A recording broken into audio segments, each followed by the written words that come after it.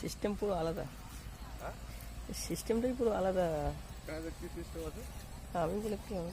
হ্যাঁ যিনি ডিরেক্টর আছে উনি যা বলবেন। কি দরকার? ডিরেক্টর কই? ওই তো ওই দিদি তো, দিদি ডিরেক্টর, যা বলবে উনি তাই হবে।